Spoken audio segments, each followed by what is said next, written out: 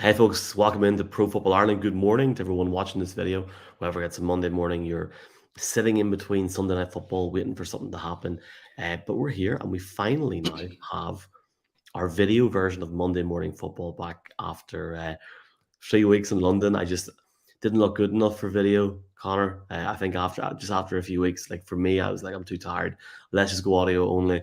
But look, buzzing to chat to everybody here this morning, but I'd love to welcome in Conor Mangan, part of the Monday morning team, part of Pro Football Ireland. Conor, first off, good day. I can't believe we're 7 Jay, weeks you in, look man. unbelievably handsome. I can't believe no one's had a chance to look at that face for the last 3 weeks. So if you're listening to this in your car on the way to work, my God, Michael is a beautiful man. There you go. Dulcet tones, dulcet tones.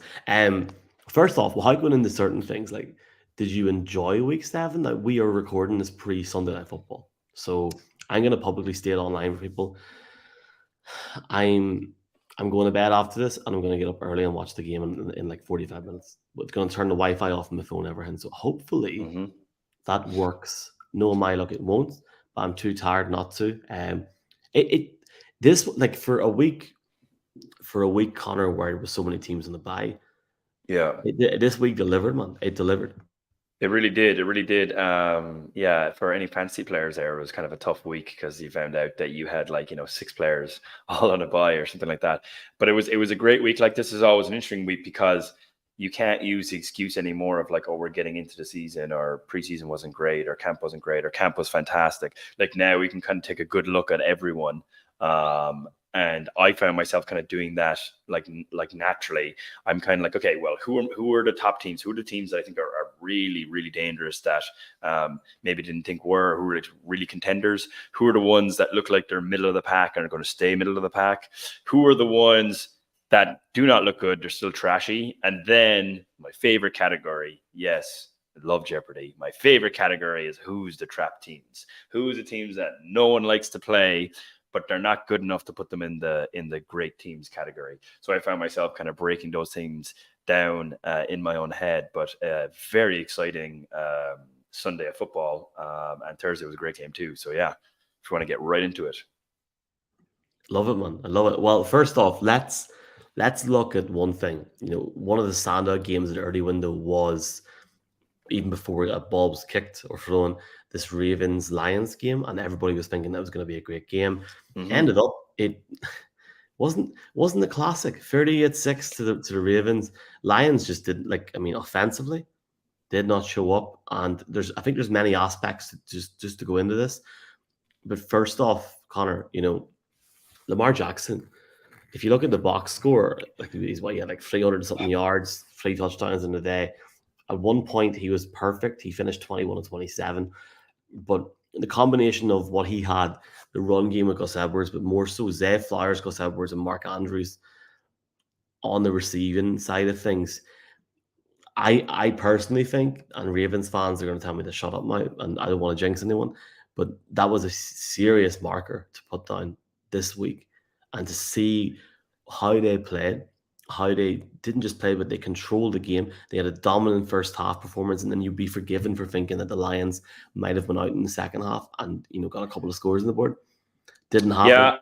Yeah. I mean, I would have thought beforehand, I'm like, well, okay, Detroit, Baltimore, what a great game. Detroit are really having a good season. I think Detroit will nip it. I just don't think Baltimore are kind of quite there yet. But I think you're dead right. Like, their offense is just class. Like, it's pure class. Not to be like Cork AF, but they are pure class. Their lecture, like Gus Edwards, was amazing. And like in previous weeks, you kind of say like Hill looked almost a bit more like the main guy, right? Like against that Pittsburgh game that I actually watched in person, and this is why I actually found it so interesting, because Hill looked great. Flowers looked like he could move around a lot, but maybe he's dropping some catches. That was a bit of a weird game. But this one, they just seem to have options everywhere. Like Odell is kind of coming in every now and then and kind of doing something. And I think Odell maybe just like kind of like tags a little bit of extra attention, bit of extra pressure from the defensive side of things. And maybe they're using that to their advantage as well. But yeah, Gus Edwards was amazing. Lamar was fantastic. And to be honest, I'm not sure who else was thinking this, or whether I mentioned it before, but I did think there was something wrong with Lamar throughout the season. I've watched him closely, and particularly when I went to the game in Pittsburgh against the Ravens, I watched him very, very closely. He looked fine during warm-ups, like very chilled guy. We all know he's kind of that relaxed type of guy, and that's his attitude. But then he just turns it on, and he's zippy fast. Everyone knows he can run, everyone knows he can pass, but he's zippy fast. He can get in and out of everything. He's absolutely electric. And I found when he was moving in Pittsburgh, he was moving very well around the pocket. And he'd actually spin out into a bit of space. And every time, like I remember Lamar last like 4 seasons, every time he spin out into a little space, he would rip through. He would make a lot of space himself. He would go for a 25-yard run, no problem. I found him making these little 8-yard runs, maybe a little bit to the sideline, or diving down, or maybe taking a slide or something. And I was wondering, I'm like, that's not quite Lamar. And commentators weren't kind of saying it. I would be listening to them, and they'd be like, oh, great run by Lamar. Like got extra space there for the first down. But Lamar Jackson doesn't go for first downs when he rushes. Lamar Jackson is thinking touchdown. If he's on his own 25-yard line, he's thinking about touchdown. So brings me to week 7.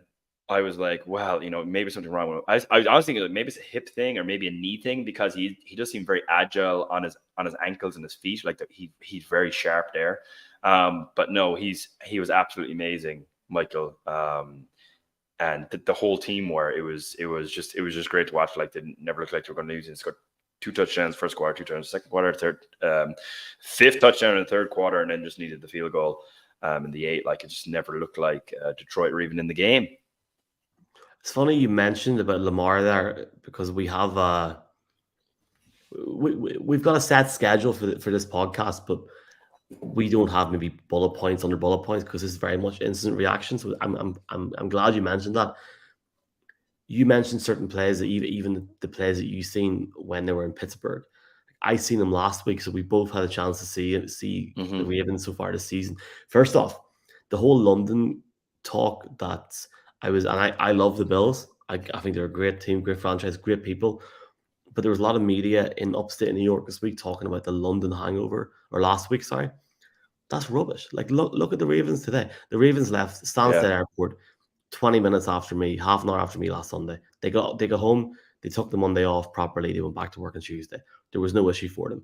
This whole talk of, like, they're trying to bring that out again because there's more and more games internationally, but it's BS. It's BS, Michael. We both know that, definitely. There is no hangover. You're professional athletes. You play with what's a hangover? Well, exactly. Irish people, we rep for best games and we're hungover. But like these guys can literally, and I've seen it myself, I've played with guys themselves where their shoulder has been fully separated a couple of hours before kickoff, and they play. Their hamstrings are like barely hanging on, and they play. Or, other stuff is going on. And I'm sure if you had a flight 7 days before that was a little bit long, you're just fine to play as well. That's my take. I have got a feeling, and to be fair to the Americans, a lot of them listen and watch this, so we appreciate you. I feel if they had like a Premier League soccer football game in the States, we'd be given the exact same conversation to them. I was literally thinking this myself too. I was like, I wonder when they're going to do that. It'll happen eventually. Look, but the play for the second touchdown of the day, you've mentioned this about him making different plays and different things as a quarterback. I think the commentator did say it, Conor. There was a situation where he had so much time because of it. His offensive line allowed him to have that much time. Mm-hmm. But I think the commentator said it as well. Like the Lamar of old, last year, the year before, where he kept getting injured, missed the playoff game in the last 2 years. Also, it seems maybe, I don't want to touch wood now, but maybe Lamar Jackson has evolved a little bit where he feels like, I can make these decisions. I can take more time. I don't have to run and protect the team. I can wait and I can see what happens. And if I don't like what I see, I can throw the ball away, throw it out. Well, that play, and I tell people to go back, I think it was I have it sitting here. It was in the first quarter with 3 minutes or so to go. Mm-hmm. It's one of the most impressive things I've ever seen from Lamar Jackson. And him on the day was sensational. His EPA was ridiculous. And man, they're an exciting team to watch at the minute, and that's all I'm going to say. I don't want to jinx them, but you could see them taking it to any team, man. They're very exciting, and that's why it was so surprising when I watched them against Pittsburgh. and they couldn't get anything going. But back to your point, maybe Pittsburgh just figured out how to put enough pressure on the offensive line. Maybe something was kind of off at Lamar and he couldn't run or move as well as he could.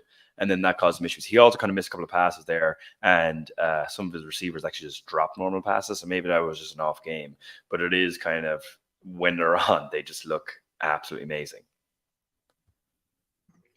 Love it. AFC North, tasty, baby. Because we're not going to talk about this too much. I'll just very quickly say we'll talk about more things on Jeff's podcast Monday night. Steelers beat the Rams in SoFi / Arcashire Stadium. I mean, man, like, I love SoFi Stadium, but it was full of Pittsburgh fans. But they won.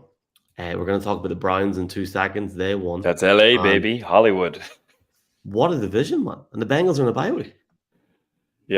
Yeah, I know. It's shaping up to be very, very exciting. Like, I think the Bengals were kind of hitting form. I'm not sure if it's the best timing, to be honest. It might be, depending on what way you look at it, might be a great time for a bye week. I know we're not going to talk about this much, but might be a great time for a bye week because a lot of people think Joe is still carrying that calf injury, but they were hitting some great form. Like, they played class last week. Might not have been the best time for a bye week. Maybe get like another 1 or 2 games, very good form. But I mean, everyone is there. The Browns, I personally like. They're still doing like decent. Steelers definitely look like they're playing, and then the Ravens are amazing. So that's good. It's so competitive. Like, you could toughest. Best is here or there, because you could get some sloppy games there, especially when the weather starts to change, and they have to play against each other. You know, best, yeah, like toughest, definitely. Best, maybe. That's why I would define it. I guess it would only be right to say this just before we do move on. Obviously, Detroit played in that game against Baltimore, and they were going in 5-1 in the season. And wait, sorry, Detroit were there? Is that what you're saying, Mike? Yes, Detroit actually showed up, did they? Sorry, Detroit fans, but you got blown out, and I don't mean it that way, but I don't know how that happened. It was. Go ahead. If you told me this morning that they would get beat by that, I would have said you're mad. What the hell's going on here, lads? But the thing is, I guess for me, I'll take the Ravens at a minus 31.5, please. That's not shady at all. I guess the thing is, a lot of experts pick the Lions to win the game. Mm-hmm. Do you have any sort of long-term concerns in the season, or do you feel that every team deserves to have a week off and they shouldn't be judged for everything? I don't think every team deserves a week off, but I do think teams do take a week off. I don't think it's a cohesive decision or anything like that. Like, I think it kind of just happens where it's not, everyone's not clicking collectively in the same page. And yes, you are talking about the right things in pregame. Like all this stuff is very well prepared, right? Like, all these film guys are coming in, loads of these players are doing film, loads of people are talking to their coaches are talking about specific things that they didn't like last week, they want to improve on this week. Like, every single step is right there. But when you're doing every single step, and you've been there since training camp, and you've gone through preseason, and now you're in game 7, it's just like that effort and that, like, everything doesn't click together, and all it takes is a few guys to not like fully be there for kind of those little things to kind of be off. I think it was just an off game. I don't have great concerns. I actually really like the way Goff is playing. I think Gibbs actually excellent as well. I think they've got a very good running game there, so I wouldn't be terribly concerned. I think the Ravens kind of played lights out too, and they're going to be an extremely hard team. We're kind of repeating ourselves. Extremely hard team to beat when they're playing this lights out. I'm just drinking a cup of tea here at 12:20 in the morning. What's your go-to cup of tea as an Irishman? Because this is very debatable. 100% Barry's tea. 100% Barry's tea.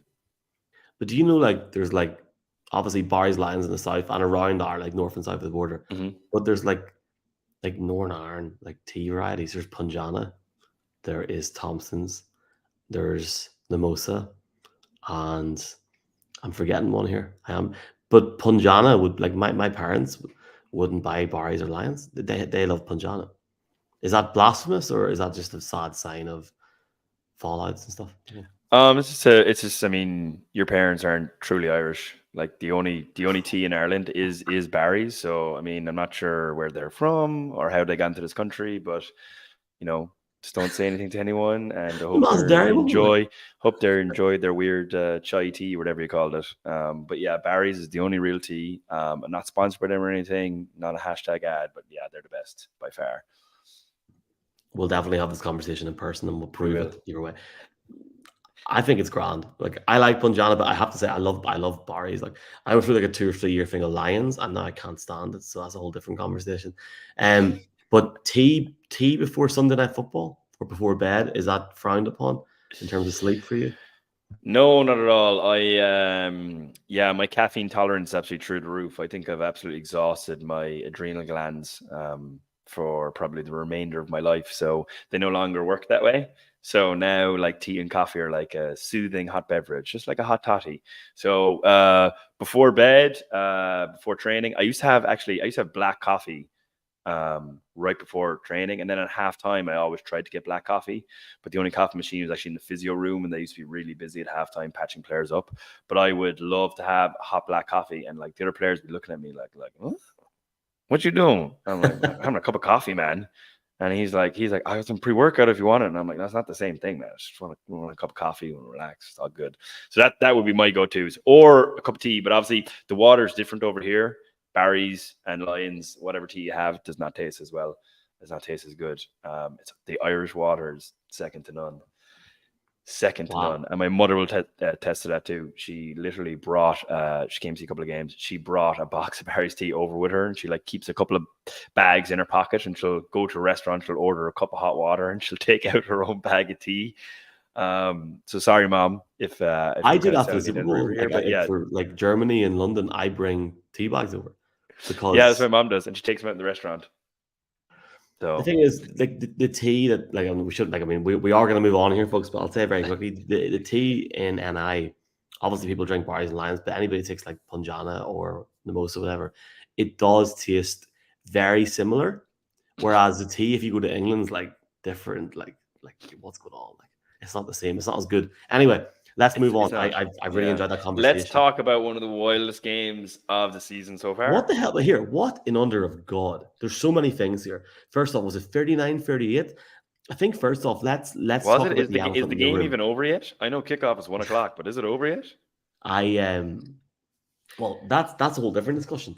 So first off, folks, the Browns beat the Colts in a topsy-turvy 39-38 game. The Colts debut a new uniform called Indiana Knights, which looks nice, I'm not gonna lie, Yeah, at very one nice. o'clock on a Sunday. Surely now, Connor, surely they've missed something there, or have I missed something there? Like, why would you debut that at nighttime, or a At daytime, daytime you instead mean? of nighttime? Well, the only thing I can kind of say to that is nothing is real. We all live in a simulation. You can do whatever you want. So if you want to debut a night themed jersey at a 1 o'clock game, on a beautiful day, actually, as well, it was stunning. And I think it kind of helped a lot of people score and get a lot of scores going. And it helped the kickers, which made things very, very interesting. Dustin Hopkins had an absolutely like probably a career game for a guy who's kind of bounced around a little bit, looked amazing at the beginning of his career, then maybe had a kind of tough time. He was absolutely smashing the ball. That 58-yarder never looked like it was going to miss. Went straight down the middle. 58 in grass is tough. Yeah, it was just it was a great game. I absolutely loved it. I didn't know what way it was going to go. To be honest, I thought the Colts had it. Then I thought the Browns had it. Then thought the Colts had it. And this was all in like the beginning of the fourth quarter. It was mad. But there's so many things to talk about. First off, Deshaun Watson going down, that was a bad hit in him. He wasn't having a great game at all. It was interceptions, bad passes, the works. It was a bad hit in him, and then they took him out of the game. He was cleared to go back, and the team were like, "No, we'll protect him." They bring in PJ Walker, and like PJ Walker gets the job done. But first off, He's a good player. on the defense, Connor, like Miles Garrett, can we just induct him right now? Like, can we do that? Like like for all the people that are going on about Deshaun Watson and the Browns, like that of course that's a talking point, and it's always going to be a talking point. But no harm to the crack. That Browns defense is legit. It could genuinely get them to at least one playoff game this year. That's how good they are. If they can just find a way to make the offense tick just a wee bit more. I know, like, and look, they won the game and scored nearly 40 points, but I feel like they need to hit that next level on the offense. This is a Well, yeah. So fun let's team to watch, man. let's play the devil advocate there. Like, let me challenge you. So if you're saying that your defense is that good, but you're giving it 38 points to the Indianapolis Colts, whose starting quarterback who they love and is playing amazing is actually out for the season, did not play this game at all. Like, why would you say that if you're giving up 38 points to the Colts with a backup No, quarterback? I think that's a very good question to ask. I Just think tell the me on it. reality Tell is me they're on it. 4-2. The games against the Titans, they only conceded 3 points. It was topsy-turvy against the Steelers, the game you were at. They only Yeah. conceded 3 points against the Bengals. But throughout the 4 to 5 weeks that we've had these games, like that Niners game stands out. They were lights out that day. And they just come up with moments. Of course, they need to obviously perfect things on the defense side of the ball. And the Colts got too many points. There was too many mistakes today as well. Too many interceptions thrown by quarterbacks. Like PJ Walker had a very, very bad one. Was it mid-fourth quarter? And you thought to yourself, well, this game is going to go away from them. But the reality is they won the game because of their defense.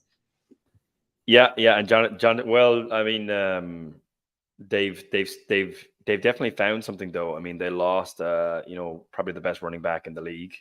Certainly now anyway, because no one else has kind of jumped out and taken that place. Although Gus Edwards looks good, but isn't there yet. Did you say the end of it? No, like I mean, the Browns in general have lost like one of their best players, like Chubb. And they've seemed to found a way around the offense. You lose your starting quarterback, so he's gone. You lose your one of the best rushers in the league. So like the whole what they would have been thinking in preseason and even prior to that and the first few games of the season is like, this is how we work our offense. This is going to work things around. This is what Deshaun's good at. This is what Chubb's good at. Let's see how we can piece these things together. Let's have some passing games around that. But it's mainly going to be you guys block. Let's create this seam here or this gap. Let's go through these different scenarios where we can get Chubb space and off he goes. So he's gone, and then Deshaun's gone, and then you can still find I know I said this a couple of weeks ago, and I think Michaela might have been challenging me, but Jerome Ford is playing great. He's very, very good. I know that Kareem Hunt back, and he actually was the guy who actually got it done at the end, 1 yard touchdown. Well, let's talk about that because this is a big talking point. Like, yeah, I mean, yeah. What the hell's going on for people listening? Like, there was 2 calls in about 5 minutes, but there was a call at the very, very end, Conor, where it was it like they called DPI, but the ball that was thrown was not catchable in a million years. Like, I'm sorry, like I think the Colts were robbed there to them. Like, honest to God, there was 2 occasions where it was like, what the hell sort of like decision are these referees making? For me personally, it looked like barely a drag. It looked like a flag football tackle, just to kind of stay in theme with the news. It looked like a flag, like it looked like it just basically like a slight little pull on the jersey. Although from a certain angle, it might have looked like he did kind of check him with his hip, but yeah, that was bad. And you could tell when he turned around, he was absolutely shocked. Not good at all. Look. They got over the line. A very entertaining game for a neutral. I'm sorry. I like Gardner Minshew. I'm excited to see. We love Gardner Minshew on this podcast. We absolutely love him. I'm excited to talk about the Patriots win on the next segment of this podcast, or stay on the video if you need to. But for me, going to this Patriots Colts game in Germany in a few weeks, I want to see both teams just get better and better. So, I'm happy enough. Like, it was an entertaining game, but certainly the Browns need to perfect a few things. But their offense, man, their defense is so interesting to watch every week on that division's class. Can I end this podcast audio segment not by talking about the Giants? We're probably not going to have time to talk about them, so we'll talk about it on Jeff's. But congrats to them on a very interesting game. Sam Howell, who looks like Ronan. Exactly. Ronan Patterson. Ronan Patterson. So I basically just remember we started doing this video, put a tweet out saying I want your questions / takes. You've got 20 minutes, drop them. So a guy, Ian Mulligan, there are only about 4 serious teams in the NFL this season. The Bills aren't one of them. Oh, interesting. Ooh. Do you know what? Might not be far off because they've lost to the Jets, and then they lost against the Patriots. It's like, what are you doing, Buffalo? How are you losing to these 2 teams? To lose to the Jags in London was one thing. Like that was. Yeah, but the Jags are also on this upward trajectory, and they'd already been there, and it's in London. It was, I mean, don't get me wrong, bizarre. Did not see it coming at all, and I'm no expert or anything like that, but it was that I can kind of see happening because they were on this great trajectory where the Jags seem to have a lot of things clicking with them, and then they've already been there for a week, and then Buffalo are just landing there. So maybe, but I mean, don't lose against the Jets when they've literally lost, one of the best quarterbacks of all time in, the first 2 minutes of the game. And then you go out and, well, I don't know if we'll talk about it later. Maybe we'll talk about it later, but you go out and you lose against the Patriots, who are seriously struggling, the opposite of what Jacksonville are doing. They're going downhill, but now they might have turned their season around by beating quote unquote Super Bowl contenders, as some people call them. Well, a couple more comments, not just Mikey saying the AFC North looking tasty. Good timing, Mike. We were literally saying that a couple of minutes ago. Irish Cowboys, great lad. Shout out to him. Josh Allen is not top 3. Eyes emoji. Let's leave the rest of the comments for the next podcast and see there. I can see Conor Mangan looking very interested in that conversation. And then the eyes emoji on the camera. Yes, I agree with you. Let's switch over to this next audio podcast for people on this podcast. Switch over to the next one. We'll see you there for people on the video. Don't go anywhere. It's gone. You're listening to Pro Football Ireland, folks. Monday Morning Football. If you follow me on Twitter, follow Conor on Instagram, buy us a coffee. Give us a DM. I'm joking. See you soon. Monday Morning Football on Pro Football Ireland. The second part of this podcast, this beautiful Monday morning, Michael McQuaid is glad to be joined by Conor Mangan. Michaela, not here today. She's back this week. I think we're going to preview we're going to preview Monday Night Football on Monday, ironically. So do watch out for that late podcast coming in. If the wife or the husband's watching Emmerdale and you want to get out of the room, there may be a podcast coming for you. So shout out to Michaela and shout out to everyone that watches this. Conor Mangan, my man, I've already said hello to you. I'm not going to insult your intelligence. Let's go straight into this. I think the biggest thing from Sunday, really, and it's funny because the team was 1-5, and really, it's any other team we wouldn't be having this conversation. I wrote an article during the week for the Irish Star US. Shout out to the lads there, and I just sort of saying, about what's the Patriots had to do to go over the line this week against the Bills. And even whenever I was typing the article, I was like, they're not going to go over the line. They're going to get humped here. They haven't a chance. And I'll hold my hand up. I thought that the whole time, only because of just how they've started the season, Conor, and the drop down and what they've had with Bill Belichick and this whole team offensively. Bill O'Brien has not had a very good start. The quarterback situation has not been pleasing to them at all. And I don't think anybody really gave them a chance today against Buffalo. That being said, though, they had a day. And they had a day indeed where the offensive line really went to town, gave Mac Jones more time, allowed him to make more decisions. They were efficient in the running game and they ran the ball not that much, but when they had to, they done it at the right times. Their defense stayed up, did not let Josh Allen really, apart from a couple of occasions, have a big moment in the game. But, more so 2 o'clock today, so Sunday, Conor, the word gets out from Dov Kleeman and Ian Rappaport that apparently Bill Belichick signed a multi-year extension in the offseason, and all this talk is bollocks. He's not going anywhere. So just your general thoughts on New England. Firstly, that was a great game for the Patriots, and I know there's a lot of Patriots fans in Ireland. Jeff Reinbold thinks I'm at the point now where I'm too negative on New England, so I hold my hands up publicly on this podcast. I thought they done a great job on Sunday. Fair play to them. And again, as somebody that's going to see them, please God, in a few weeks in Germany, I want to see him go up, up, up. So yeah, it was a good game.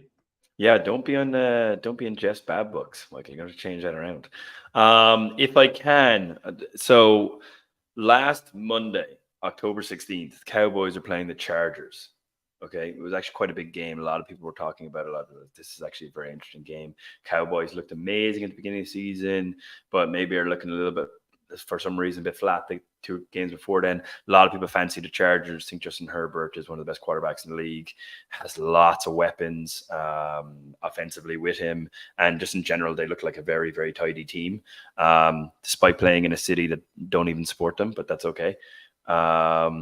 And what I saw in that game is I saw a quarterback who is largely overpaid, in my opinion, just on Dak Prescott. And I thought he played very, very well when his offensive line gave him loads of time.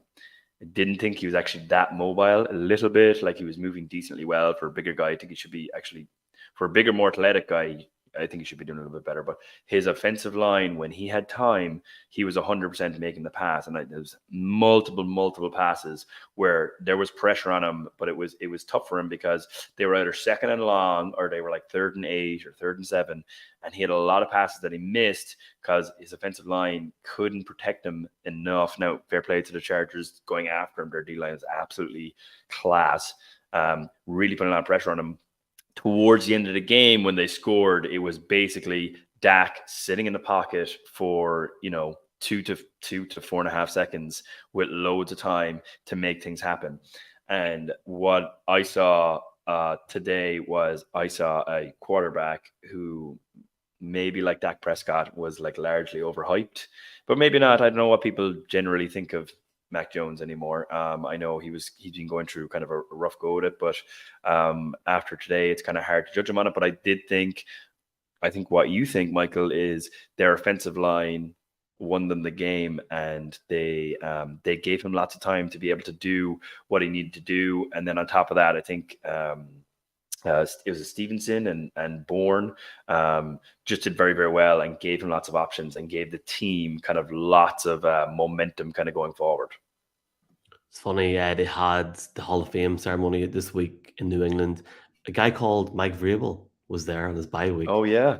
I mean, how is that even allowed? Him sitting beside Kraft, who's in the same conference. Oh, the whole different conversation.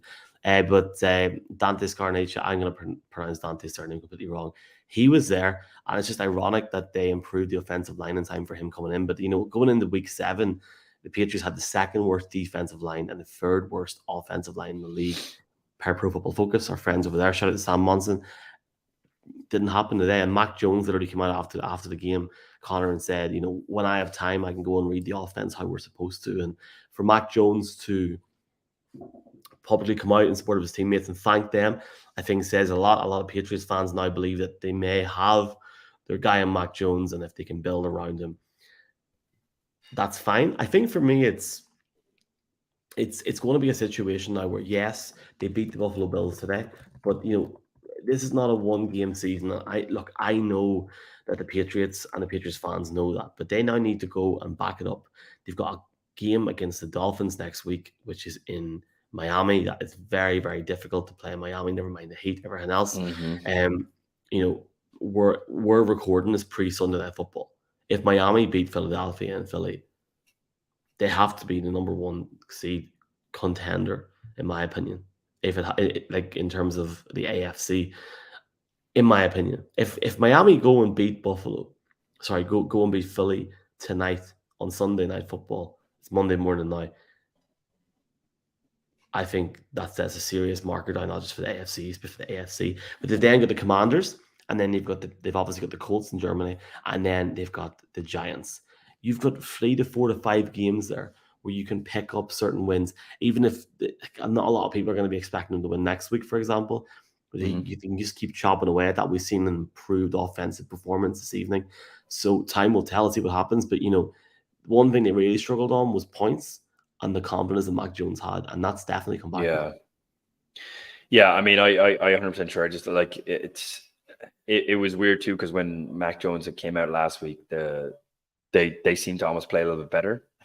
But I mean, it worked for them today. I thought they put up an incredible effort. I mean, the Bills are no joke. I don't care. I don't care if they're like on a bit of a slip or whatever. But like, it was amazing to win that. And I thought they'd almost kind of thrown it away, but they kind of seemed to like just claw their way back into it. I'm just impressed with the effort and the kind of belief in what they were doing, and kind of their schemes. They were running schemes that they were kind of looked like they were very sure of it, very organized. Which obviously just goes down to like very good coaching and very good film work from the players and the coaches and the staff. Looking at their next games, I mean, Dolphins is very tough. So this is where I get into my who are the trap teams, who are the good teams, who are the middle teams that aren't going to do anything, and who are the bad teams. So if you look at the Dolphins, they're one of the great teams. So let's expect to lose that. The Commanders, I think the Patriots at the moment would think like, okay, we're going to beat the Commanders. Commanders are a trap team. You're betting, don't bet. Do not bet against the Commanders. Do Why, not bet why for are they the. a trap team? They're a trap team because they're good, but they're not that good. They're a team full of Ronan Pattersons. They're a team full of guys. They are good. They've got good rushers. They got good receivers. I think defensively they're strong. I think Sam Howell's actually playing above his bar. He's playing very consistent. But you wouldn't say like, oh, I think they're going to go and win a conference championship. I think they're going to go and maybe get to the Super Bowl. You just wouldn't. But I think, and so some teams I think would assume that they're going to be able to beat them. Some of the better teams are on a roll, but I would call them a trap team because of that, because they're dangerous to play against. The Colts, we don't know what the Colts are in 2 weeks. We don't know what they're going to be like. They've just lost their starting quarterback. They got Jonathan Taylor back, so we'll see how they do. And then they go play the Giants. If Daniel Jones isn't playing, then the Giants are a trap team. If Daniel Jones is playing, then the Giants are a bad team. That's how I kind of get into that. But Barkley and their other weapons, the Giants' weapons, are actually playing very, very good. Waller as well. So that would be interesting. So that's what I see for the Patriots. I see actually kind of as you said there, they kind of have an up and down kind of, as you said, they can definitely pick up some points, but there's tricky games ahead of them. And it doesn't look like there's the Dolphins, and then they're kind of like, okay, well then we got, Commanders, Colts, and Giants. So we can definitely pick up maybe like 2 out of 3. They could easily go 0 for 3 in those. Or they could go 3-0 in those games, and then we're really talking, they're in business. So that's the way I look at it anyway. No, I think you're bang on. I think a lot of Patriots fans will feel that it's really came back a wee bit tonight, which is great for them, because I think it's been a very, very difficult few weeks for them.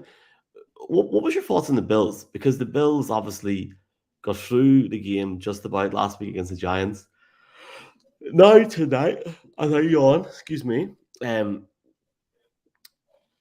Look, New England had a good game, but the Bills are a better team, and they've been struggling a bit now the last few weeks. Do you feel that they may not be the contender that we all thought they were, or do you think they're just going through a bit of a rough period at the minute? So if I'm using this weird ranking system, which I haven't made up yet or even quantified, I would say the Bills are still a good team. They're not that middle team yet. They're still a very good team. I would absolutely hate to play against them, and not in a trap game way. I would just hate to play against the Bills. They've too much going for them. They've too much going for them offensively, defensively. Like I was the same as you. I think you took the words out of my mouth when you said the Bills are just a better team. But the Patriots won, and the Bills are losing football games. So, I don't really know the answer, but there seems to be something kind of off, that or something not clicking. There was kind of pre-talk about maybe Josh Allen isn't as good as a quarterback. Like, he's a great player, he's an excellent athlete, but maybe he's not as good of a quarterback, like strictly quarterback, as many people thought he was, because he picks up a ton of yards. I think I talked a little bit about this in a preseason talk. Picks up a lot of yards when he can run, he can spin out of danger, and he can kind of do other sort of things, which makes him look a little bit better. And then he gets extra yards and he feels better about himself. So then he tries the pass and he feels more confident. And he's like, maybe he's a guy who rides a bit on confidence. At least there's sometimes that's the things I see. So when he's not able to do that and he's kind of on the losing streak, it kind of compounds. And so now, like, as we would have said, probably like, I think we all said top 5 team in the NFL, Buffalo Bills, right? Like at the beginning of the season or somewhere close to that. Even people who don't like the Bills, I think, would have said that. But they're losing big games. They're losing important NFL games in what's like obviously looking like it's going to be a tight season, because there's people playing, out of their skins one week and then terrible next week. So you need to win games. So I don't know, Michael. You tell me. Are the Bills contenders? Are the Bills contenders?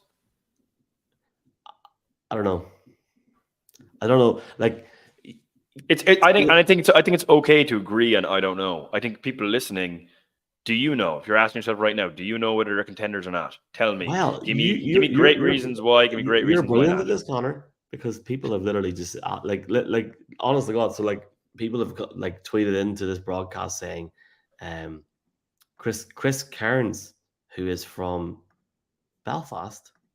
Hi, Chris. Or how is it formed by Detroit and Buffalo were not Super Bowl contenders, according to Chris. Cronzy says the Lions are not what they seemed. Dr. Neil said high Not what name they seem says today, that anyway. Yeah. 4-2 for the Steelers is flattering. But we heard as well a lot of people in Yes. the Good previous. point, actually, Doctor. Yeah. Those seem kind of flattering. Like, and they seem to be picking up. They're picking up wins where they shouldn't be picking up wins, and they don't seem like they're an amazing team, but they're doing quite well. So, I mean, You were at that game in Pittsburgh 2 weeks ago. I yeah, mean and that was a topsy turvy, like a quiet game that could have went any way, any direction. It just feels like they wake up in the fourth quarter, man. Or is it just me? no, you're dead right. And for some reason, like Kenny Pickett looks like he can't play football sometimes. Like it looks like he can't do it. Like, and I don't mean to be negative on him, but like sometimes, and I don't know if it's the rest of the team around him, whether they kind of shut down. Maybe his line kind of shuts down around him, or he just maybe their schemes are figured out. But sometimes you're looking at him, you're like, God, like this can't be our starting quarterback. And everyone says like fire Kennedy and all that sort of stuff in the stands. Everyone's shouting it. They hate their offensive coordinator. I'm not sure if that's it. I just don't know if Kenny Pickett is like, you go from Ben Roethlisberger, this massive character, massive human being in general, very good quarterback, like oddly nimble, fridge-looking person, and he's a great quarterback. And then you go to Kenny Pickett, like I just don't see.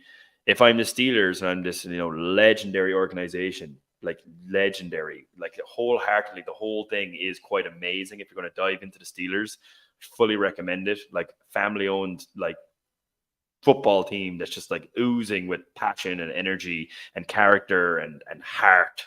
And you should have a quarterback who's like everything to you. Like he needs to be everything. TJ Watt, you need a quarterback kind of like TJ Watt with enough character and heart and quality and being brilliant. And I don't know if I see that with Kenny Pickett, but they're winning football games. They beat the Rams. They beat the Rams, who have Matthew Stafford, and they have Cooper Kupp, and they have Nasua, and they have all these amazing things in this $1 billion stadium that they can't get any fans to go to, and they beat them. So what do I know? Kenny Pickett is amazing. He's the best quarterback in the league. Whatever. Cool. A couple of quick ones from me. Love that, by the way. Look, that was a massive win for the Steelers. I will recap it with Jeff Monday night, and I'm going to give a shameful plug to the Irish Steelers podcast. It'll be on this week. We might talk about the game. Obviously, we will. So please do check it out if you can, folks. I'm And real showing quick, because Conor I a don't. picture What, of what, the what are you Kelly showing? Green, uniform for the They're Eagles. wearing that tonight, Now right? we're recording this pre Sunday Night Football. How sexy are those uniforms? Absolutely gorgeous. I absolutely love them. That the color really does make it, the Kelly Green.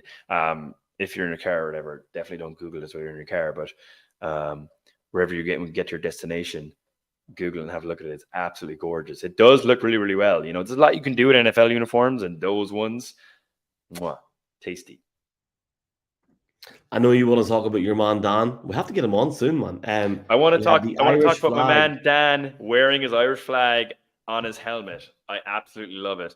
Daniel What a day Whelan. for the parish. The first ever active Irish-born player ever to wear a decal. And for people wondering about this in week 7 and week 8, NFL players, coaches, staff, they wear a decal of their country or country of heritage.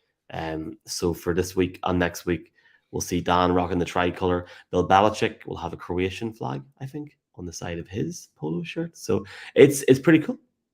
No, I love it. I love it. When I was playing in my season, I bought a decal from Dollarama, and I stuck it onto the back of my helmet, and didn't ask anyone because I didn't want permission. Because if they said no, I would have been very upset. And no one is none the wiser. But Mr. Whelan is doing great. To be honest, Michael, he's one of the best holders in the league. And I know holding is about snapping and holding gets absolutely no love, no attention. Like it's less attention than the work that linemen do. And the work that linemen do is everything, by the way. The whole game does not work. You're a terrible quarterback if you don't have a good line, everything like that. So Daniel Whelan is an excellent holder. I've been watching him a lot. He's absolutely outstanding. He's really helping out Carlton, although he did miss one today. It had absolutely nothing to do with Daniel. But Daniel had 3 punts, averaged 51.7. 2 of them were inside the 20. So that's 2 of his 3 punts. That's an amazing day. He punted for 155 yards off only 3 punts. So he didn't have a whole lot of work to do. Held for 2 field goals. And yeah, he's looking more and more comfortable all the time. He's really finding his feet. and now he gets to wear the Irish flag in him. So delighted for Mr. Whelan, and yeah, hopefully we can get him on here sooner rather than later. I'm in Spain next week, so give him a wee text. Maybe we'll get him on after the Germany games. Give him some proper time. I think that would be good. So, yeah, I will touch base with him and see. And then the other thing I did want to talk about, not to go totally away from Mr. Whelan, but to stay in the special teams hemisphere. My dear friend Youngwei Koo, who also I think he didn't even look. His South Korea flag. Yeah, he did not look. If you did not see this, the Atlanta Falcons beat Tampa Bay Buccaneers in Tampa. The ending was actually amazing. Tampa Bay scored with about a minute and a half left-ish, maybe a little bit less. Then the Falcons actually screwed up and gave the ball back to Tampa Bay. Then Tampa Bay threw an interception to give it back to the Falcons. The Falcons got within field goal range about 30 seconds. Youngwei Koo stepped up from 51, I believe, and absolutely nailed it. And what Michael McQuaid is talking about is he smashed the ball, and in proper style, the ball was about halfway towards the field goal post, and no one in the stadium thought he was going to miss, especially Mr. Koo.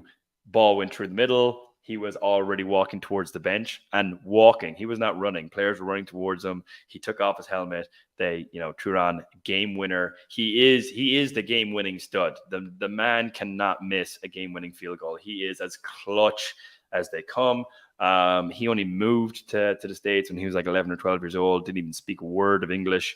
Had to go to ESL and all that sort of stuff. And then he's smashing 51-yard game-winning field goals since Tampa Bay Buccaneers on a grass field from 51 yards out. Stunning.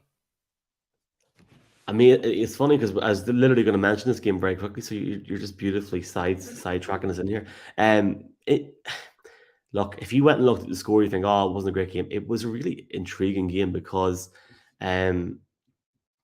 first off, like that catch that Kyle Pitts had, if people haven't seen it, he catches the ball like from behind his back with how he has to turn around, but then he uses his arm to like bring it around him. And like, how in the hell did he do that?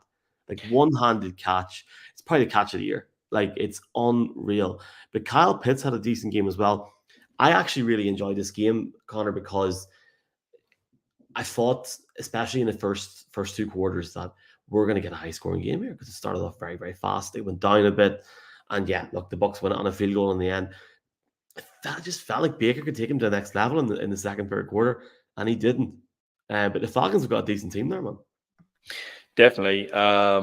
I think a lot of people might rule him out, but Algier looks good. Like he started unbelievably hot and has maybe been a little bit quiet. Ritter looks good, not like the top tier, but he definitely looks good. I really liked Drake London. He's a great receiver. And yeah, I like the Falcons because they have, well, I mean, I obviously like them because Koo's there.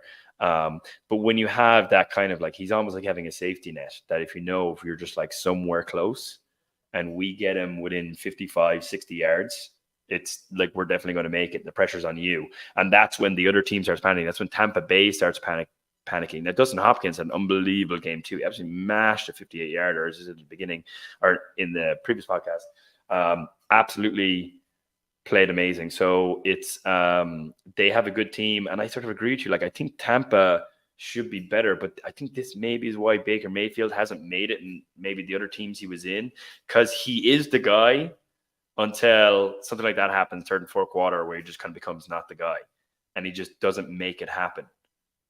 Do you know what I mean? He just like he can't seem to get over that a little bit. He'll have a couple of great games and then kind of pull back like he did because he's so many weapons. I mean, Mike Evans is just unreal. He's amazing. He's so easy to pass. He's tall. He's like a basketball player playing football. He's just great to pass it. Like if I was quarterback, it's class to have him there. But yeah, I kind of thought they would kind of take it too. Like I did not think the Falcons were going to win that game. A couple of things. Next week, something happens to the clocks. I don't know if it was, I presume they go back here, which means it starts earlier, which is class. Fall forward, spring forward. That's what I say. Is that what it is? No, I just made that up. I think it's I genuinely, I think they go back. I think they fall go back back, for us spring first, forward. Is what. and then you boys are waiting like 2 weeks or a week, and then it's back to normal again. I Yeah. will say, I'm off on Monday, heading to Spain, so I looked there now and I was like, oh, hopefully it's a decent Sunday night football next week. Bears Chargers. Not good. There is Sunday night football next week. There is. Might not be good, but it is on. We got to record a wee bit earlier. Here, obviously, there's a number of things we've barely talked about late window. The Chiefs beating the Chargers, the Broncos beating the Packers, and a really interesting end. Yeah, Is there Chiefs. anything else that you'd like to add, Connor, and me and Jeff will through it on Monday night? Just really quick. I mean, the Chiefs pulled away. I mean, the Chiefs, it's just very hard. You almost feel like you're playing a basketball game against them. It's like if you score offensively, if you score a 3 or 2-pointer, you come back, the other team scores, and then you go back, and the other team scores, and you go back, and the other team scores. And once one team gets a stop, then the other team starts to pull away. I feel like the Chiefs always go back and score. They always go back and score. So if you don't keep with them when they're doing that for like 3+ quarters, because the fourth quarter, anything can happen. Okay, nothing is real. We all live in simulation. Fourth quarter, anything can happen. So if you can get there and be there with them, I think that's how you beat them. That's where they panicked. A lot easier said than done. But they just started pulling away. I mean, the Chargers are a very good football team, and the Chiefs beat them well. Now, obviously, Taylor Swift was there, so you kind of have horseshoes up your ass if you're Travis Kelce. So you can just do anything. But that's what I think the Chiefs are going to be very hard to beat. I think they're definitely Super Bowl contenders. Never ruled them out. That's obvious. Then we're going to have the Dolphins and the Eagles right afterwards. Dolphins and Eagles, I would both say Super Bowl contenders too. They both looked good. So we're in kind of some exciting times. Let's run through quickly the other games. Commanders and Giants. The Giants are pulling wins out of their ass. I don't know how they're doing it. And we're going to talk about that a lot. The Bears are finally winning some games now that Justin Fields is injured, which doesn't make any sense, but they're doing it. But the Raiders are kind of looking worse and worse and worse. The Raiders, I think, went from what I thought like a mid team to top team to they're just a bad team. They're not even a trap team anymore. They're just I'd be happy to play the Raiders. And what else we touch on? Cardinals and Seahawks. Seahawks won 20-10. Geno Smith was looking quite well, and DK Metcalf actually didn't play. So I actually sort of thought the Cardinals might pip that, because the Cardinals kind of being like a quietly good team, but maybe just not that good. And yeah, I'm excited to see tonight, and then tomorrow is going to be a great game too. Deebo Samuel's out, and McCaffrey, we will see. I'm not sure if he's been ruled out yet or not, or if he is playing. So we got 2 more great games left in the week. And I think that will kind of give us a much clearer picture of who is really kind of going to go the distance and who's not. Love it, man. You've summed it up beautifully. So all I'm going to say is thank you for your time. I know you're a busy man. You've got dinner waiting for you. Hopefully see you in Germany in a few weeks. Who knows? We'll see. Hopefully. Are you going over to Germany? I'm just asking this publicly. But are you going over? What's the crack? TBC. I don't know. We'll see. We'll see what happens. There's a couple of things I have to kind of figure out. Life in Conor Mangan's world is busy these days, so I just gotta kind of. So basically, I should probably shut up right now. Is what I'm saying. Yeah. Basically. Here, talk about tea some more, Michael.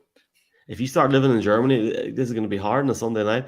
But as always, we'll get it done. Here, thanks so much for your time. Thanks for everyone watching, listening to this. We'll be back, Jeff's, on Monday night on video, Tuesday morning on the podcast. I think TBC, there's going to be a special with me and Michaela going through recapping the Dolphins against the Eagles and looking ahead to Connor's husband, Kirk Cousins, against the Niners on Monday Night Football. So we'll chat to you soon. Folks, have a lovely Monday. Send us some coffee on X. Good night. Slán lát.